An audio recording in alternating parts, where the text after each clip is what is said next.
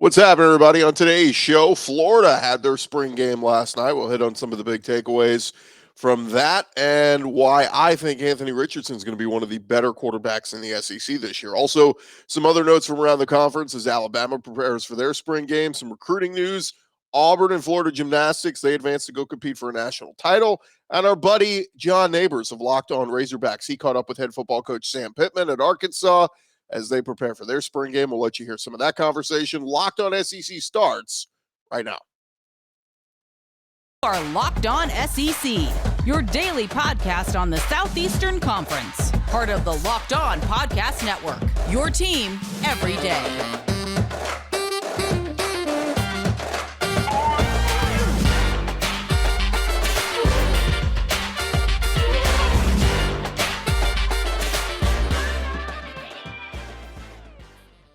What is happening, everybody? Welcome into Locked On SEC. It's great to have you guys along. I'm Chris Gordy. Thanks for making Locked On SEC your first listen every day. And remember, Locked On SEC is free and available on all platforms, including YouTube and LockedOnSEC.com. Let's jump into it. Plenty to discuss. Let's go around the conference. Boots out to the right. Makes the handoff. What a catch! Around the conference. And we start with Florida's spring game last night as Billy Napier having his first one as the new head coach in Gainesville. Watched the majority of it, particularly in the first half, taking some notes. And I liked what I saw, particularly at quarterback. The story of the night to me was Anthony Richardson. Of course, with Emory Jones entering the transfer portal a couple weeks ago, this is Anthony Richardson's team now, and it is his time to shine. And he looked much improved to me as a signal caller on Thursday night. At halftime of the spring game, he was 13 for 15 passing for 167 yards and 2 touchdowns. Also had a rushing touchdown later on. He just looks good. He looks the part. He looks comfortable. He has control of the offense. Didn't let any passes sail like he did at times last year. I like what I've seen out of Anthony Richardson, and I really do believe he's going to be among, say, the top 4 quarterbacks in the SEC at the end of this year, production-wise. Now, will it result in wins for Florida? I don't know, but I think Anthony Richardson is going to be a problem for the SEC, and they pull off some upsets for the Gators, beating teams that they're not supposed to this year. Now, on the other side, Jack Miller, the transfer from Ohio State, he was 10 of 18 for 104 yards and a pick at halftime. Didn't like as much as what I saw to Jack Miller. You know, some people said when he transferred, he's not going to Florida to sit. He's going there to compete, win that starting job. Don't know if what we saw to Jack Miller gives us that conclusion. And look, it is a spring game. We have to remember that. But I do like what we saw out of Anthony Richardson. At running back, Montreal Johnson, he had a team-high 33 yards rushing with a touchdown at the half. Steve Spurrier jumped in the booth on SEC Network, and he gave a rave review of Anthony Richardson. He said, look, Richardson is a talented player. He can be big time for us. Hopefully he can stay very healthy this year. He can throw the ball. He can run. Hopefully we'll use him occasionally running, not dominantly. He's an excellent passer. He is a natural quarterback. So Steve Spurrier very high on what he has seen from Anthony Richardson heading into this upcoming season. Some other takeaways from what I saw. Number 82, Jamarcus Weston. I like what I saw out of him. He made some nice catches, ran some nice routes, ran well in space, protecting the football. I think number 82 is a guy to watch this year at Florida in Jamarcus Weston. At running back, Johnson looked good, like we said. Lorenzo Lingard, he had some nice runs. DeMarcus Bowman looked pretty good. Defensively, I liked number 15, Derek Wingo, an interior linebacker. He was making some plays. Number 30, DeJuan Black. He seemed to be around the ball a whole lot. At corner, Jordan Young looked pretty good. And, of course, always fun, big number 21, Desmond Watson. He got some action in on the D-line. He's a sophomore, 6'5", of course, weighs over 400 pounds. Played in almost every game last year for the Gators, rotating on that D-line. He's a force. And should rotate on that D-line once again for the Gators. But after the game, Billy Napier said he liked what he saw out of his first-team starters. The problem for Florida is going to be depth. If they have injuries to any of their big spots, it's going to be a problem because I don't think they have much depth there. But their starters are fine. Their starters are going to compete. And Florida's going to win some games next year in the SEC that I think everybody's expecting, transitional year, down year. I don't think Billy Napier's thinking that with the Gators, but we will see. Meanwhile, over at Alabama, Nick Saban talking with the media about what to expect with a successful spring game. He said, look, for us to have a great crowd on Saturday, regardless of what the weather is going to be, I think that will send a huge message to our guys. Saban referred to what he believes really helped get this program off the ground, the first A-Day game where over 90,000 people showed up. He said that sent a message to the whole nation of how committed the fans of Alabama are to their program. In terms of on the field, Nick Saban said the spring game should be an extension of the fundamentals that they've been running throughout spring practices.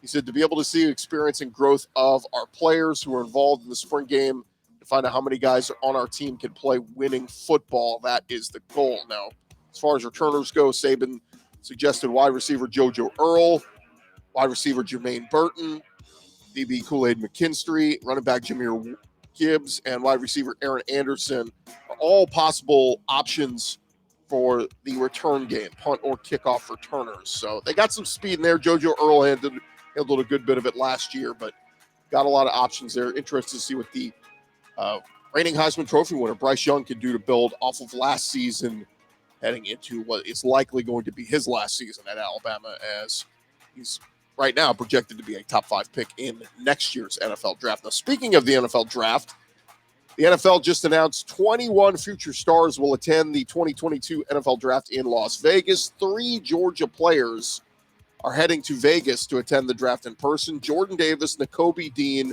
and Devontae Wyatt. Now, absent from that list, notably, is Trayvon Walker, who a lot of the mock drafts have expected to, or projected to go top 5 in this draft.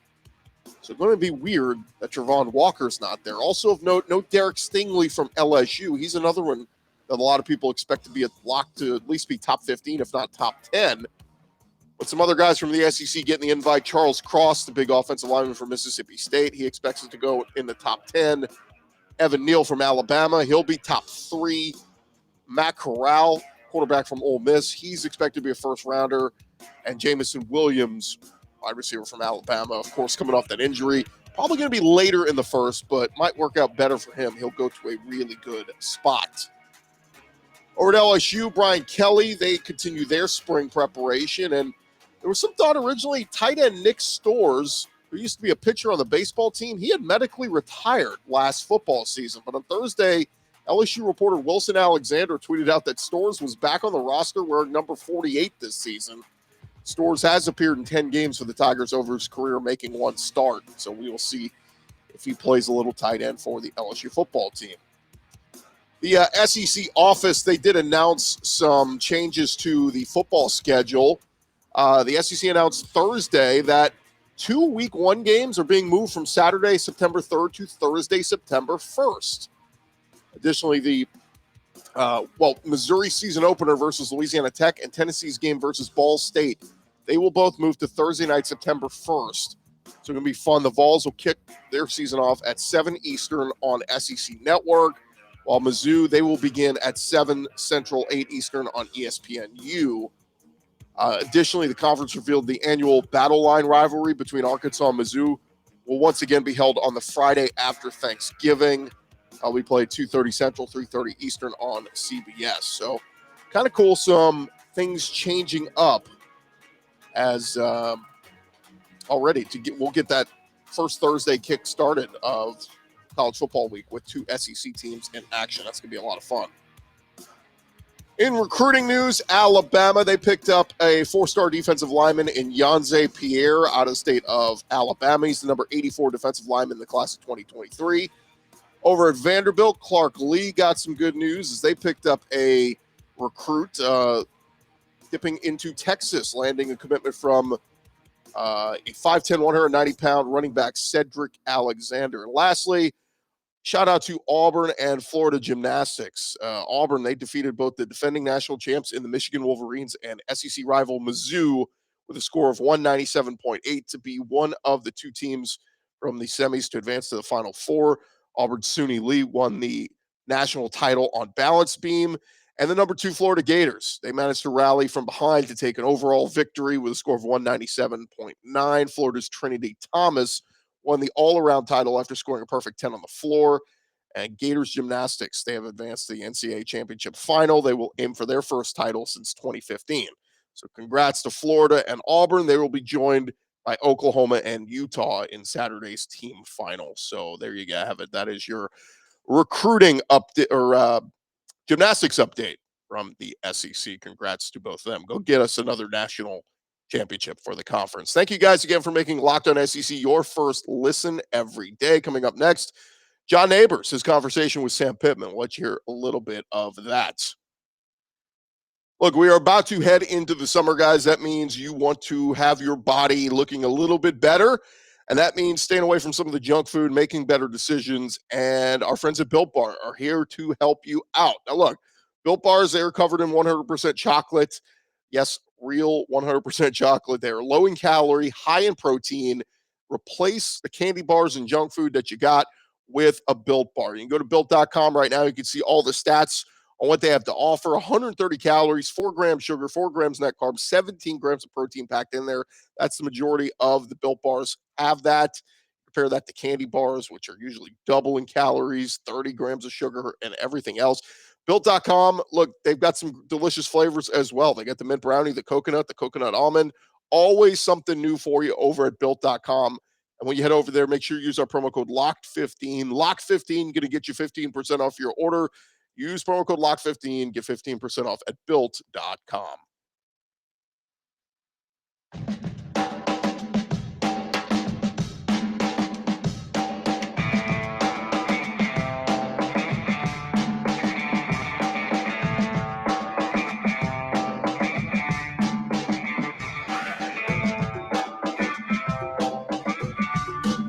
We're all on here, Locked On SEC, and for those of you who subscribe to the Locked On Razorbacks podcast, our buddy John Nabors does a fantastic job doing that show. But for those of you who didn't hear it, he caught an exclusive interview with Sam Pittman just yesterday from the Arkansas Razorbacks. So I figured let's hear a little bit of that. Sam Pittman, very excited about yet another, expectations raising yet again in Fayetteville. And so here was a little bit of John Nabors from Locked On Razorbacks with Razorback head coach Sam Pittman. Coach, appreciate you joining us this afternoon. How you doing? John, my pleasure. Good to see you, man. Appreciate you asking me.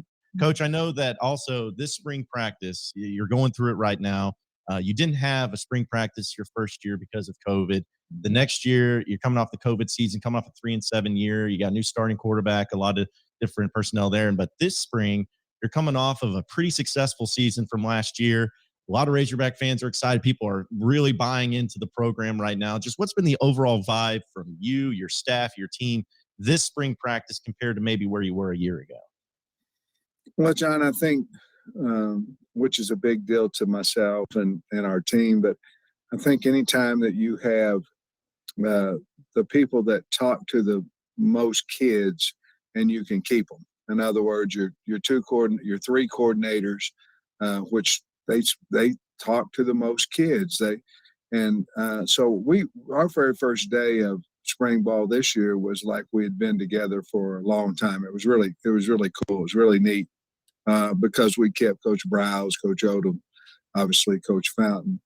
But the other thing about it is we kept Jamil Walker, our strength coach. And then, of course, the next guy that talks to most people is your offensive line coach, and he had opportunities or an opportunity to leave, and he decided to stay here with us as well. And so I think that a big thing about spring ball is keeping the culture, the current coaches. I think that was huge. And in all honesty, it may not look like we have a ton of starters coming back, John, but we really have a lot of guys that's played a lot of ball coming back for us.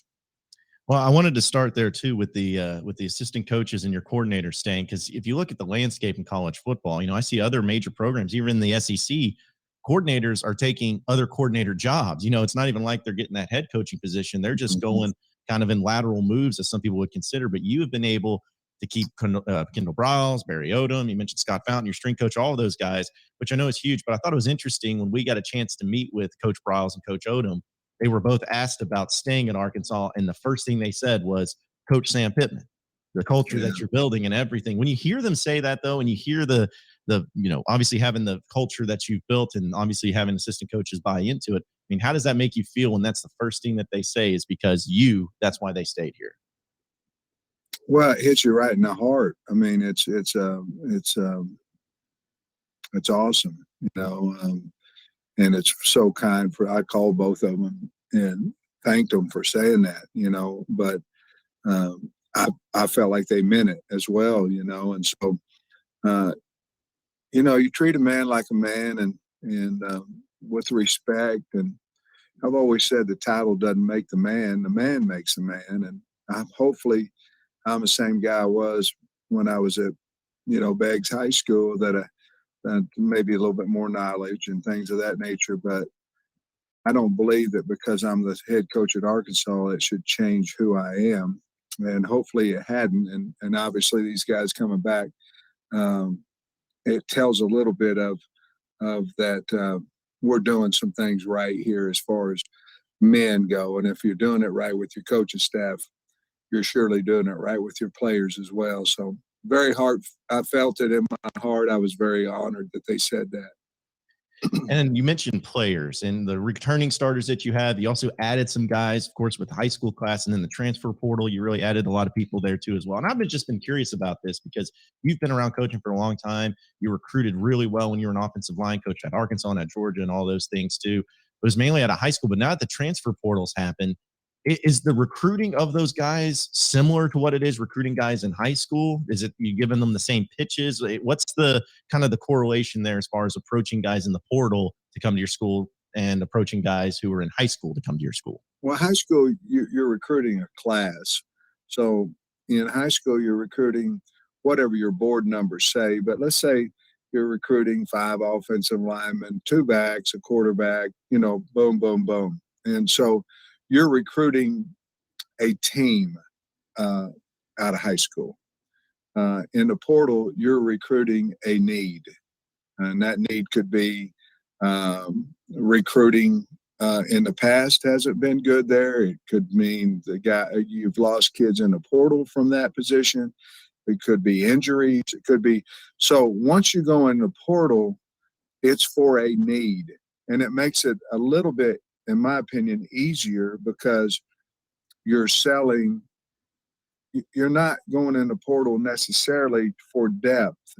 If that's the worst thing that happens in the portal, that you get a kid that he supplies depth for your team and he's a good second team guy, that's not bad either.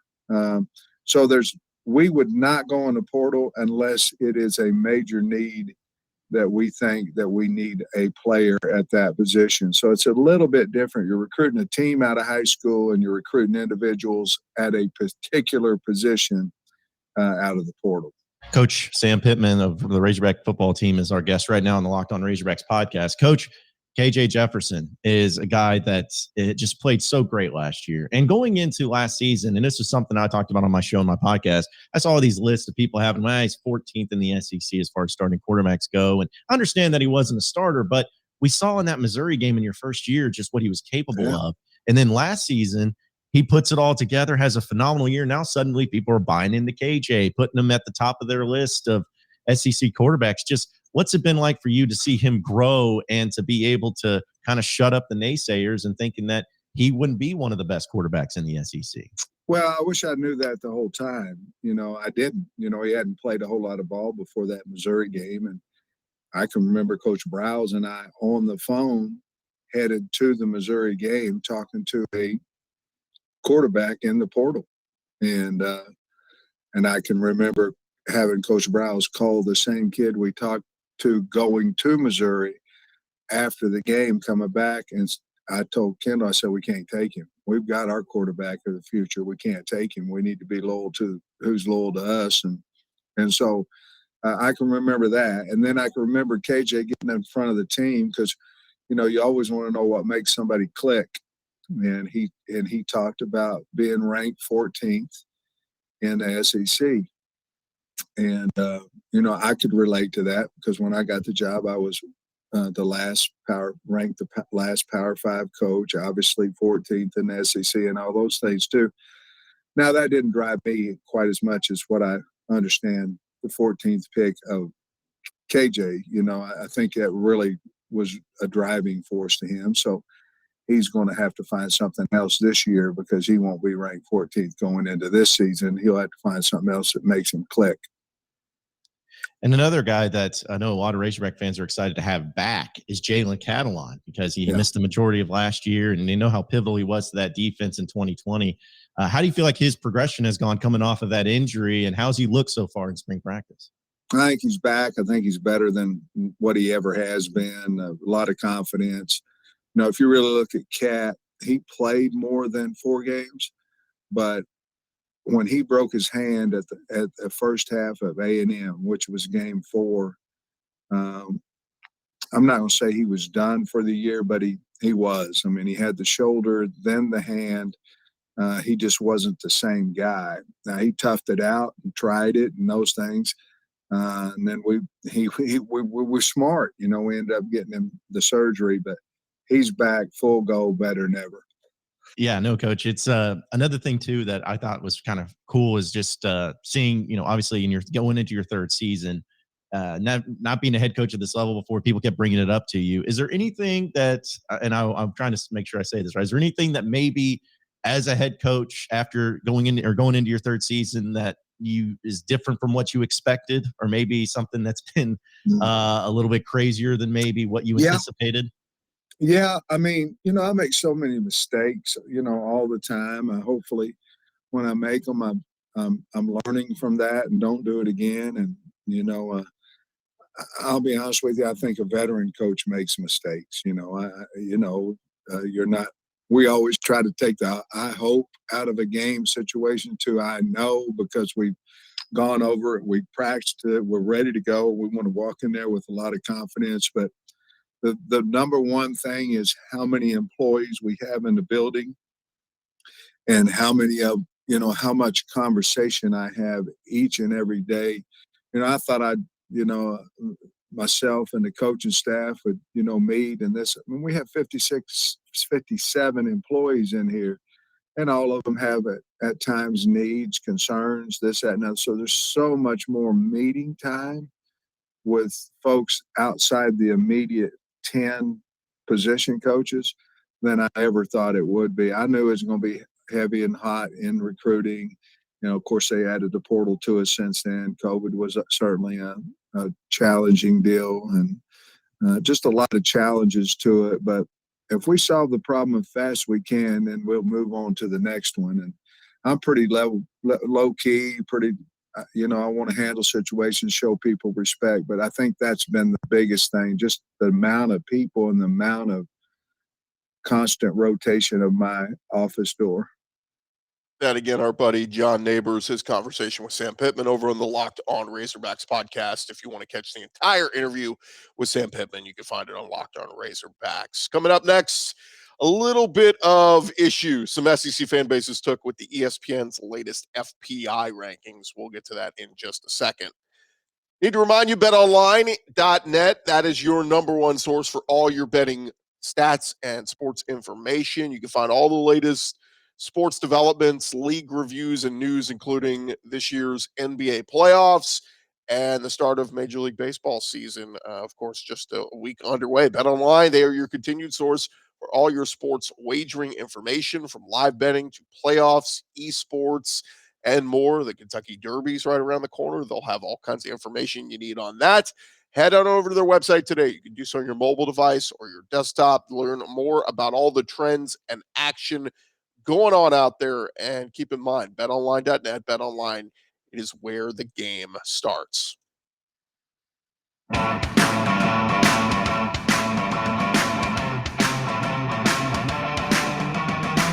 Continue on here, Locked On SEC. And before we get out of here, I wanted to get to a little bit of, look, ESPN has this thing called the Football Power Index. They do some FPI rankings, and They used their all-state playoff predictor, and Heather Dinich put this up over on ESPN, but she says there are 9 teams that have at least a 10% chance to make the college football playoff, but only 6 have at least a 1% chance of actually winning the national title. So let's take a look at ESPN's FPI preseason top 25 rankings. And the SEC teams that they have in there, number 1, no surprise, it's Alabama. They're the preseason FPI number 1 team. They have a 50% chance to win the SEC, a 79% chance to make the college football playoff, and a 52% chance to win the national title game. I wish everybody else around the SEC wishes they had some kind of chances like that. I mean, you have almost an 80% chance to make the playoff and over a 50% chance to win the title this year. They do say Alabama's biggest obstacle is still Georgia. Georgia has a 90% chance to win the SEC East this year, and they come in at number 3 in the FPI rankings. Basically, they said their biggest obstacle, going 3-0 against the West, including at home against Auburn and at Mississippi State during the regular season. And then, of course, whoever they will face in the SEC title game, likely Bama. Said the committee would like their road wins. Georgia's schedule includes neutral site games against Oregon and Florida, as well as true road trips to South Carolina and Mississippi State and Kentucky in back-to-back weeks in November. So Alabama and Georgia, both big chances to build up their resumes throughout this year. But here's where it gets kind of sticky in the FPI preseason rankings. They got Auburn at number 10.